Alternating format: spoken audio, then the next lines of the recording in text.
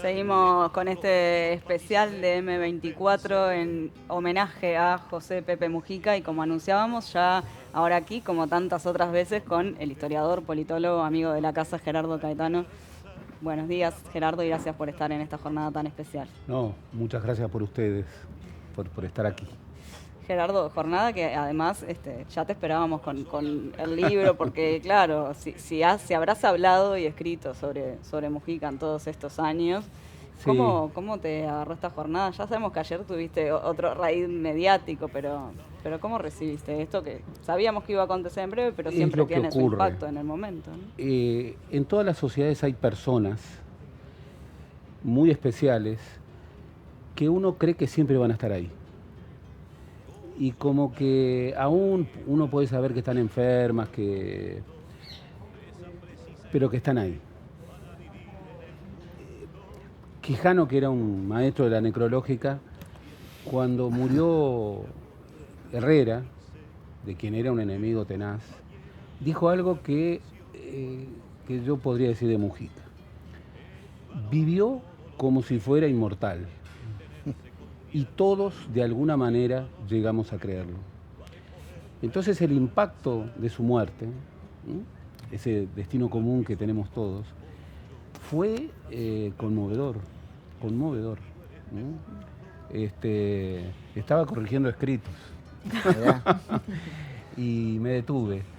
Y bueno, me detuve y traté de pensar. Y finalmente, pensando y reflexionando, me volvió una sonrisa porque creo que Mujica completó su vida, completó una vida ejemplar, vivió como él quería y creo que se murió bien, y que nos deja, bueno, tantas cosas. De modo que no es que no duela, claro que duele. No es que no sea una ausencia, bueno, muy sentida, que costará mucho recuperar, suplir. Pero como él decía, él siempre va a estar volviendo. Y sobre todo va a estar, no volviendo, pero quedando, digamos, algunas de las semillas que plantó, ¿no? Hay una de las cosas que a mí siempre como que me asombraron y nunca las pude abordar o recepcionar intelectualmente del todo, y es la heterodoxia del pensamiento de Mujica, ¿no? Que puede llegar a ser uno de los mayores legados, una de las mayores semillas que puede dejar a la izquierda, ¿no?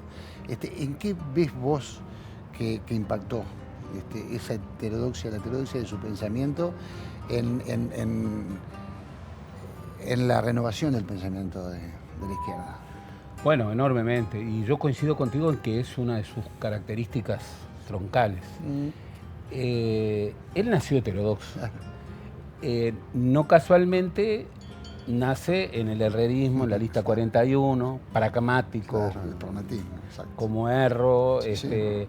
Y luego a lo largo de su vida es un pragmático, lo cual no quiere decir, porque hay un pragmatismo hueco, hay un pragmatismo de alguien que no piensa, que bueno, se va acomodando, se va adaptando a las circunstancias. No, es el pragmatismo de la heterodoxia.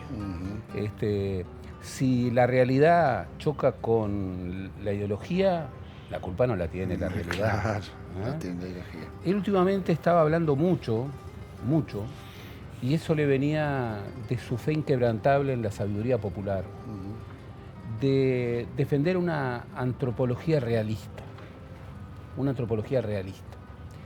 Él, cuando sale de la cárcel, en donde después de 7 años de la tortura, de no permitirle leer, tú te imaginas lo que fue para él. Se estaba muriendo. Y la médica a la que lo llevaron les dijo con mucha claridad: miren, a este hombre, si no le permiten leer y si no le dan una huertita, se muere. Y había perdido la razón. y generosos como siempre los carceleros, le permitieron leer libros de física y química. Se los devoraba. Era un lector voraz y... Tomar los libros más ideológicos. Exactamente, exactamente. Y salió de la cárcel obsesionado con leer antropología. Leer antropología. Fíjate la heterodoxia. Sí, sí, totalmente. Podría haber salido obsesionado por ver, bueno, ¿qué pasó? Los detalles. ¿Dónde están? Antropología, antropología.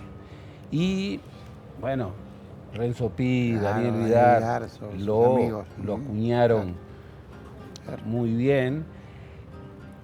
Daniel Vidar tiene una metáfora sobre Mujica maravillosa, un hallazgo que decía que Mujica era un Quijote disfrazado de Sancho Yo lo he Panza. usado muchas veces.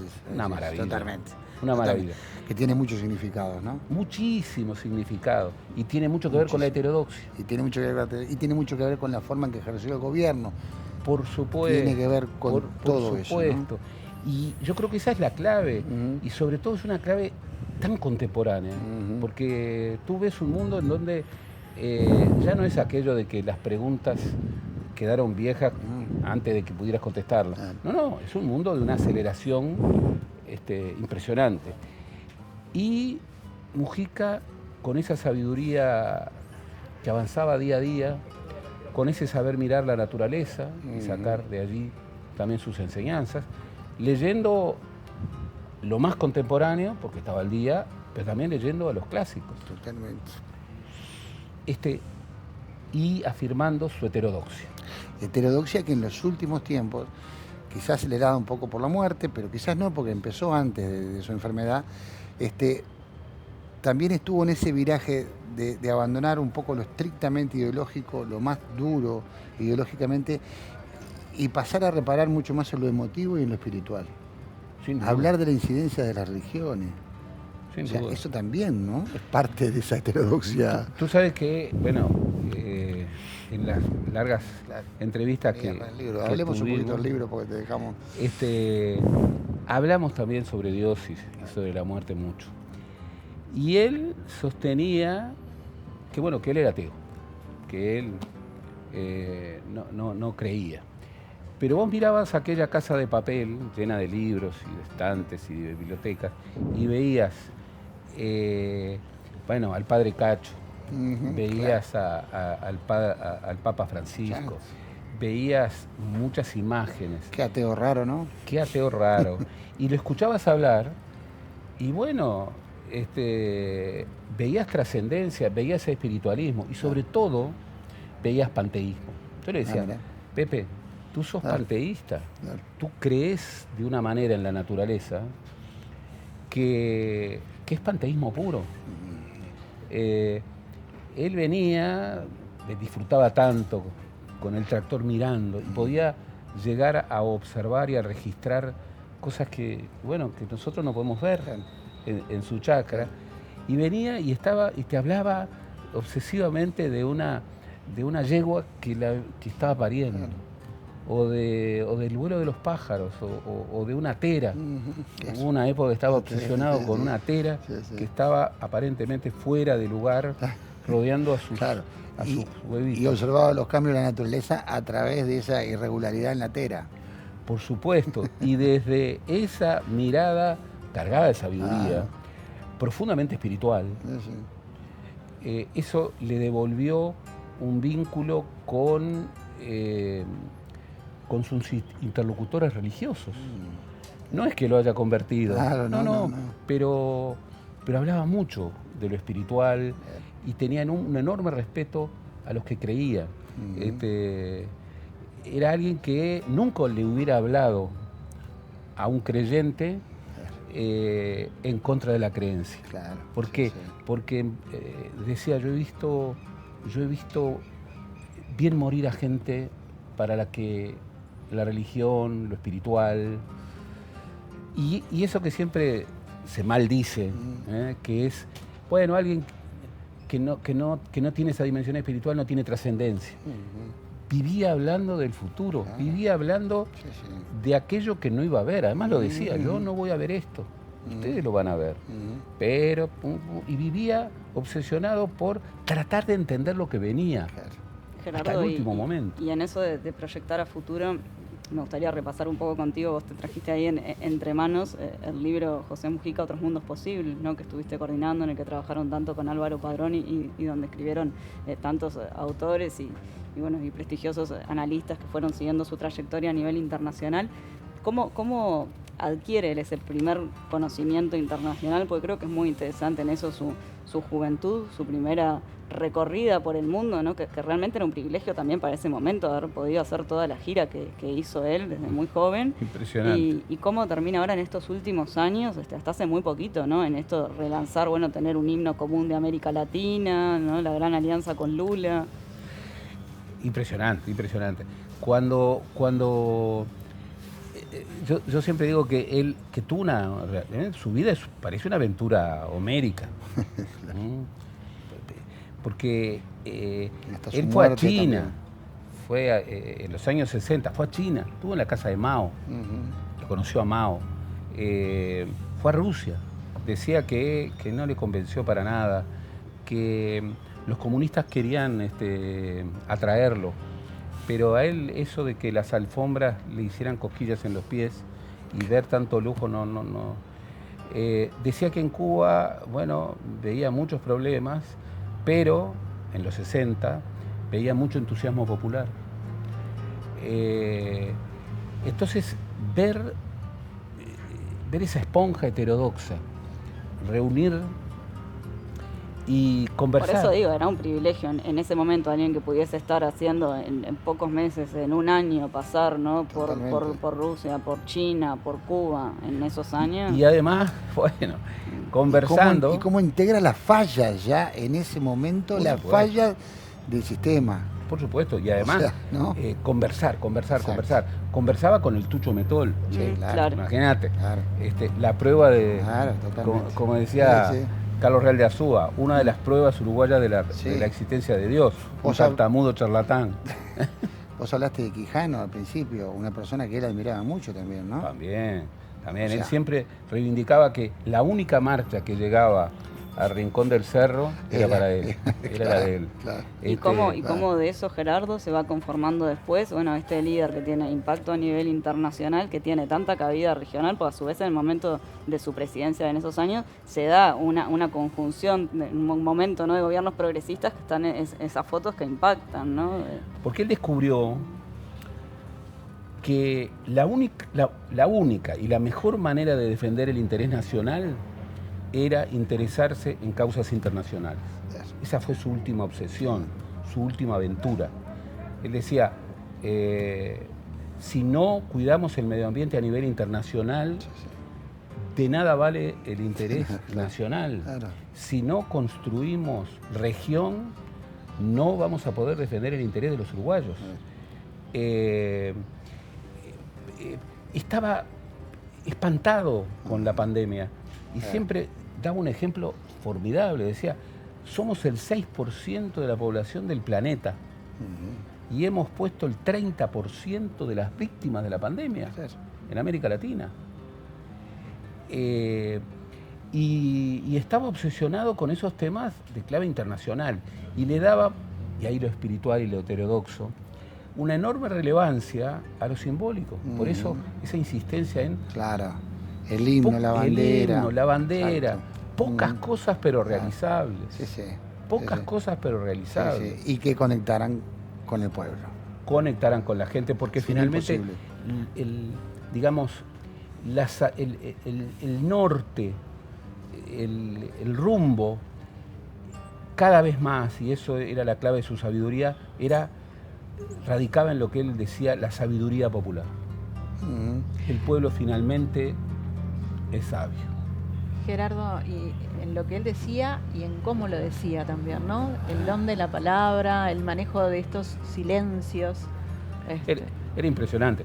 Uno lo escuchaba y decía, pero ¿cómo va a ser con esos silencios largos en televisión o en radio? Más cautivante. Era cautivante. Y lo escuchaban y quedaban asombrados. manejar esos manejos del silencio, que por otra parte eran deliberados muchas veces. Claro.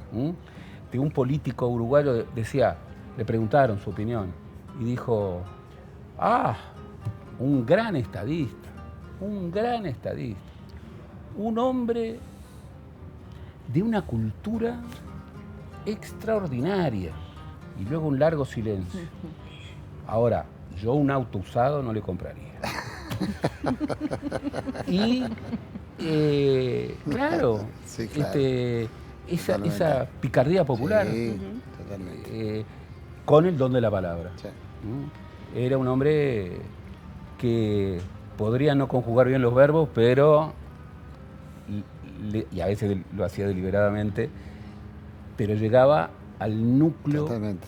del alma popular, que era lo que le interesaba, y también le permitía hablar con todos, Exacto. porque hablaba con todos. Sí, sí. Le permitía hablar con empresarios muy, muy ricos Sí, y con dureza, Ujú. pero aprendía. Le permitía hablar con dirigentes sindicales que no compartían su rumbo, Ujú. pruebas a la vista, Sí. y con firmeza. Le permitía hablar con intelectuales. Sus charlas con Harari Sí, claro, son eso te iba a épicas. decir. Ujú. Son épicas. Sí, Con Chomsky, ¿no? Que con terminó Chomsky, cosechando esa entre amistad. varios Con otros, ¿no? Chomsky, Ujú. el filósofo chino, que es uno de los más leídos en el mundo, cuyo nombre no me atrevo a Tampoco. repetir porque me voy a No, equivocar, claro. pero que lo único que quería era, mirá, yo les escribo, sí, no hay ningún problema, pero me tienen que comunicar con ese hombre. Eso. Entonces vos decís, pero Sí, ¿y? sí. Sí, sí, un ¿Qué fenómeno. despertaba este uruguayo viral? El uruguayo más viral de la historia, Ujú. ¿m? Sí. que nunca había tenido una casilla de mail.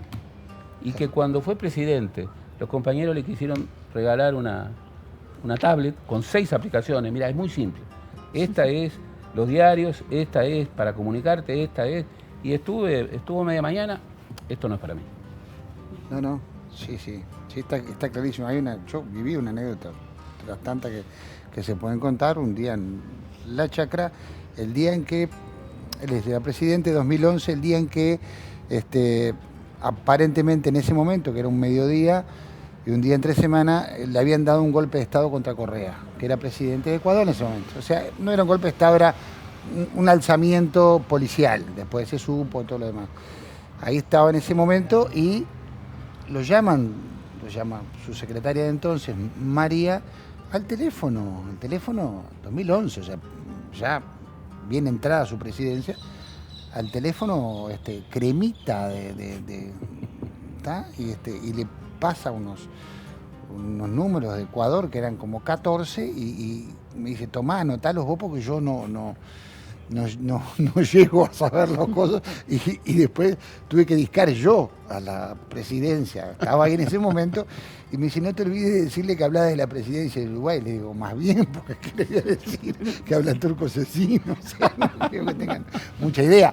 Esas cosas también a mí me llevan a pensar en otras. Yo creo que sin el don de la palabra el fenómeno Mujica no hubiera existido. No, sin duda. Evidentemente que detrás del don de la palabra, el don de la palabra estaba dotado de un contenido Por supuesto. especialísimo, Y era un con hombre- mucho vuelo.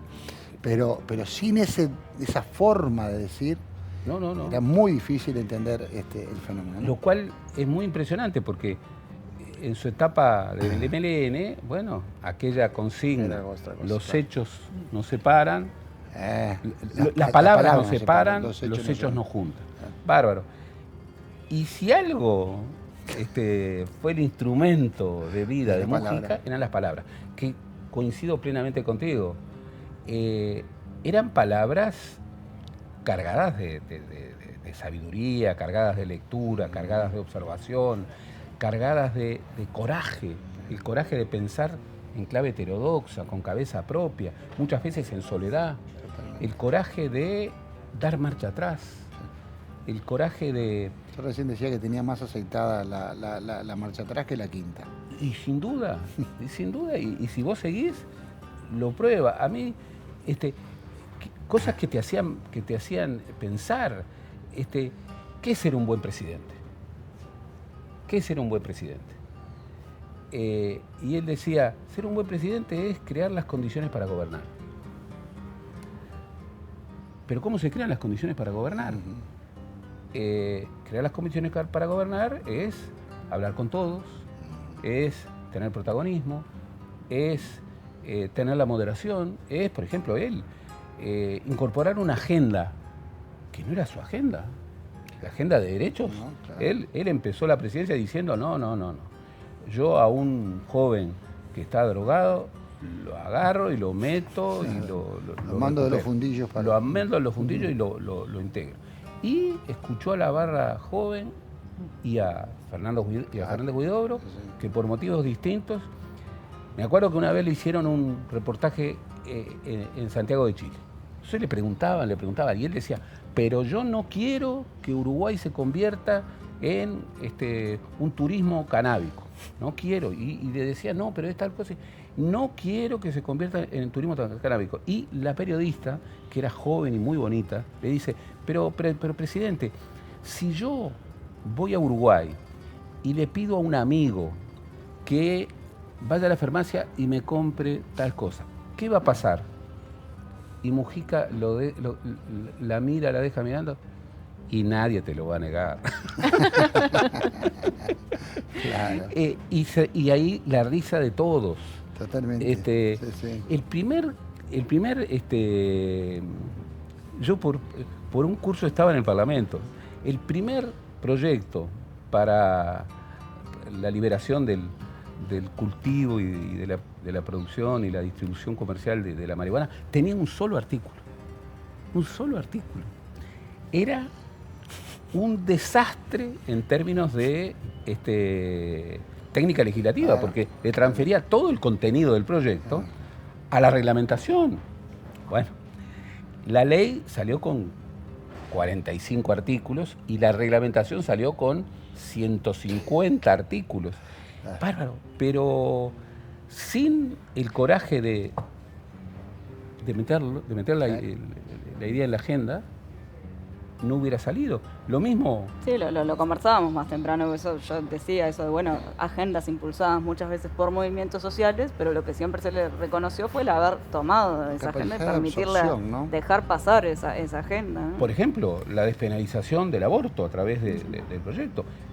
Él, todos los que lo conocimos sabemos muy bien que lo que le faltó eran hijos.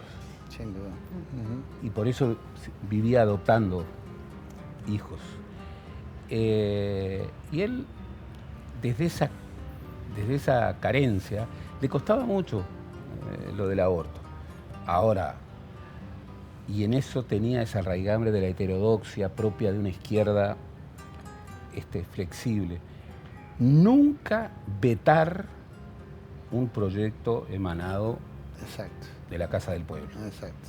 Lo que a la izquierda le cobró Tabaré Vázquez. Exacto, ¿no? claro. Pues, es una cuestión de principio y eso me lleva a otra de sus características, no solo de su liderazgo, sino también de su gobierno, que siempre buscó romper, incordiar, ¿no? Estorbar con su pensamiento, pero nunca imponer. Nunca. Esa es otra clave, me parece, de su liderazgo, ¿no? Y de su ser libre pensador. Quería convencer, y hacer lo que vos quieras. Yo te digo esto y vos hacés lo que vos quieras. Gobernar sin mandar. No le gustaba mandar. Exacto. No le gustaba mandar ni que lo mandara. Exacto. Era así. Pero de todas maneras pararse firme de alguna manera también, ¿no? Porque en aquel momento, por ejemplo, si hablamos de la ley IBE, había todo un sector de la izquierda que estaba del otro lado, por llamarlo de alguna manera, y él tuvo que, de todas maneras, pararse firme para respetar ciertos derechos. Perfecto. Y así lo hacía. Y ojo, muchas veces estaba dispuesto, por esa heterodoxia, a asumir los costos de una iniciativa que era impopular. Quijano muchas veces decía que gobernar era descontentar a veces. Y bien, no tenía ningún problema, iba al frente. Como tampoco tenía problemas, y eso era algo que en el MPP funcionaba y creo que sigue funcionando, distribuir roles y decir, mirá, yo voy a decir tal cosa, pero vos tenés que decir tal otra. Pero, Pepe, eso es lo contrario a lo que vos vas a decir, Sí, sí, precisamente por eso, sí, sí. precisamente por eso. Hacer política se llama eso. Hacer política, hacer política. Gerardo, sabemos que te tenemos que dejar ir en breve, Pero no parece que estuviera aquí porque está bastante cómodo. Él ¿no? está Estoy muy cómodo, cómodo. pero Dejamos, sabemos cómodo. que, Gerardo, para cerrar, ¿cómo van a pasar a la historia, vos como historiador, la jornada de hoy, de mañana, donde sabemos que van a desfilar por aquí, bueno, militantes, ciudadanía, figuras nacionales, internacionales? Y bien, como le hubiera gustado a Mujica. A Mujica, Mujica era un hombre del pueblo. Esa cosa nacional y popular, heterodoxa, esa cosa estoica, ese culto a la sabiduría popular, esa creencia que finalmente, su adhesión a lo que pensara el pueblo, a lo que quisiera el pueblo, finalmente le iba a dar el rumbo. Yo creo que acá va a pasar mucho pueblo, y que va a quedar como eso, que es lo que Mujica siempre decía, cuando le decían, no, pero su austeridad, su cultura, su visión del medio ambiente, su capacidad de conocer la naturaleza. No, yo soy un terrón con patas y un hombre del pueblo, con heterodoxia. Yo creo que vivió muy plenamente. Su vida se ha realizado en forma plena, por eso, con toda la pena, y no menoscabando la ausencia que deja. Pero fíjate, hasta en eso fue heterodoxo. El sector que más se ha renovado en su liderazgo en la izquierda uruguaya es el MPP. Sin duda. Y como que lo preparó, lo fue preparando. Sí, sin duda. Eso es sabiduría popular. Así que, bien, deja una ausencia, pero deja instrumentos, legados, principios. Sí, enseñanzas múltiples. Enseñanzas múltiples. Gerardo Caetano, historiador, politólogo, muchas gracias por acompañarnos en esta jornada tan especial. No, muchas gracias a ustedes por permitirme en esta jornada tan singular poder estar en contacto con la audiencia. Los dejamos con algunos mensajes, escríbanos, estamos saliendo como siempre por YouTube en esta transmisión especial, recibiendo también sus mensajes como cada mañana por WhatsApp, así que seguimos en contacto, volvemos en unos minutitos.